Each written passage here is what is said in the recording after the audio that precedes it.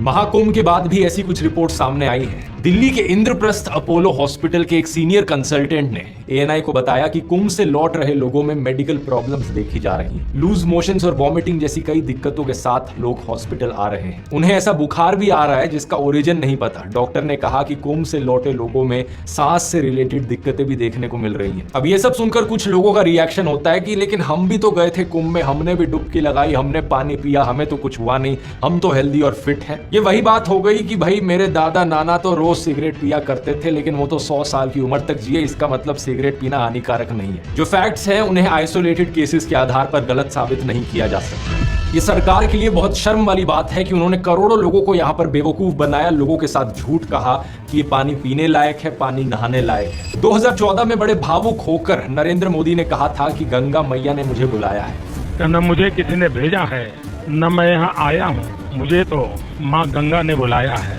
10 साल हो गए सरकार को नमामि गंगे प्रोजेक्ट लॉन्च किए हुए। 33,000 करोड़ रुपए सरकार ने खर्च किए थे गंगा की सफाई करने के लिए 2023 तक। 2024 तक ये नंबर 40,000 करोड़ रुपए से ऊपर जा चुका है। लेकिन क्या रिजल्ट निकला उसका? अगर ये पानी नहाने लायक तक नहीं है तो क्या कोई सफाई हुई भी है यहाँ पर? ये पैसा सिर्फ करप्शन में तो नहीं उड़ा दिया गया? और सफाई करना तो बहुत दूर की बात है, सफाई नहीं हुई तो कोई भी समझदार पॉलिटिशियन कहेगा कि माफ करना मैं साफ नहीं कर पाया। लेकिन इस सरकार की बेशर्मी इतनी ज्यादा है कि ये मानने को ही तैयार नहीं है कि गंगा नदी प्रदूषित है। उत्तर प्रदेश के मुख्यमंत्री आदित्यनाथ ने कहा कि संगम का पानी पीने और नहाने दोनों के लिए ठीक है। संगम का जल स्नान करने लायक भी है और आचमन करने लायक भी है। इन्होंने इस फीकल बैक्टीरिया होने की बात को नजरअंदाज कर दिया। इन्होंने कहा कि UP pollution control board regularly पानी की क्वालिटी चेक कर रहा है और 20 फरवरी को बीओडी लेवल्स 3 से कम थे। उत्तर प्रदेश जो पोल्यूशन कंट्रोल बोर्ड है, आज की जो उनकी रिपोर्ट है कि संगम और उसके आगे पीछे जो बीओडी है वो 3 या उससे कम है। लेकिन 20 फरवरी को ही एनजीटी ने यूपी पोल्यूशन कंट्रोल बोर्ड को पुराना डेटा देने पर फटकार लगाई थी। और जब सरकार यहाँ पर मुंह दिखाने लायक नहीं बची तो इन्होंने इससे बदतर एक और चीज कर दी।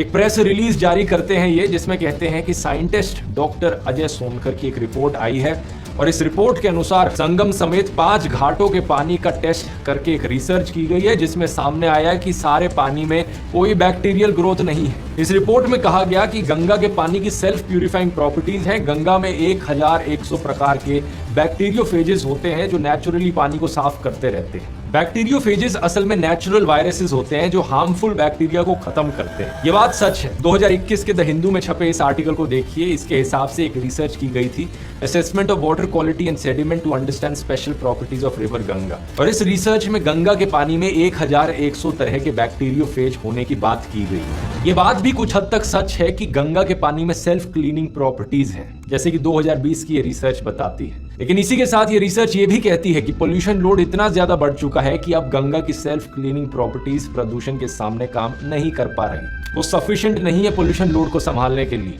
अजय सोनकर की सो कॉल्ड रिसर्च के बारे में इस चीज का क्या कहना है? कुछ नहीं कहा जा सकता क्योंकि ये रिसर्च आपको कहीं मिलेगी नहीं। जितनी भी न्यूज रिपोर्ट्स इसके बारे में पब्लिश हुई हैं उनमें से किसी में भी नहीं लिखा कि ये रिसर्च कहाँ पब्लिश हुई है, इसके आंकड़े क्या है। ना ही किसी जर्नल में अजय सोनकर की सो कॉल्ड रिसर्च का मेंशन दिखता है। 2023 में आईआईटी दिल्ली के रिसर्चर्स ने journal of environmental chemical engineering में एक पेपर पब्लिश किया था जिसके लिए इन्होंने गोमुख से लेकर अलग अलग जगहों से गंगा के पानी के 16 सैंपल्स लिए और इन्होंने पाया कि इस पानी में बीमारी फैलने वाले काफी बैक्टीरिया है। अगर बैक्टीरियोफेजेस बड़े नंबर्स में प्रेजेंट भी हैं तो भी वो हार्मफुल माइक्रोब्स को पूरी तरह खत्म नहीं कर पा रहे हैं। जाहिर सी बात है, यहाँ पर सवाल उठता है, सरकार की यहाँ पर बेइज्जती हो रही थी तो क्या सरकार ने सिर्फ अपनी इज्जत बचाने के लिए ये अजय सोनकर वाली सो कॉल्ड रिसर्च को मीडिया में परोस दिया? क्या ये सिर्फ लोगों को गुमराह करने का एक और तरीका है? क्रोनोलॉजी देखिए यहाँ पर। एनजीटी की फटकार लगते ही तुरंत बाद 20 फरवरी को अजय सोनकर ने ये रिसर्च के बारे में बताया, लेकिन उन्होंने ये नहीं बताया कि ये कहाँ छपी है। 21 फरवरी को अगले ही दिन यूपी गवर्नमेंट ने इस रिसर्च की एक प्रेस रिलीज भी बना दी